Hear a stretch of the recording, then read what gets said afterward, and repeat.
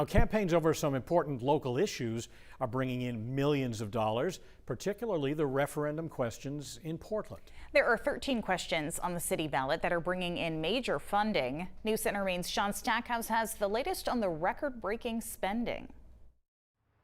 If you can't tell from the campaign signs or the social media ads, referendums in Portland are drawing a lot of attention ahead of Election Day and bringing in a lot of money. We've worked really hard to fundraise, but in a lot of ways it hasn't been that hard because there are a lot of people in Portland who are concerned. The final campaign finance filings ahead of the election are now filed, and well over $1 million has been raised by ballot question committees on all sides of the 13 questions voters will see in November.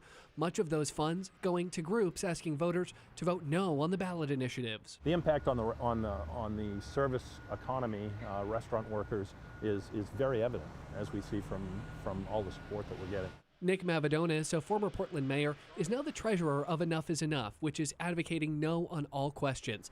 That BQC leading the fundraising effort with more than $600,000. 90% of our donations are from businesses or people who are in the state of Maine and work in Portland. However, some of the biggest donations to Enough is Enough are coming from large organizations based outside of Maine, like the National Board of Realtors, which campaign filings show contributed $100,000 last week. Those filings also show the group Restaurant Industry United, in opposition to Question D, which raises Portland's minimum wage, has raised well over $450,000, including a new $165,000 donation from DoorDash and $175,000 from Uber Technologies. I do think that a lot of voters are turned off when they see this kind of, out-of-state money flowing in from Silicon Valley and, these large restaurant industries. Wes Pelletier of Maine DSA worked to get 4 of the citizen-initiated referendum questions on the ballot and is advocating for questions B, C, and D. It's hard to buy what we have, which is we've got people power, we've got organization, we've got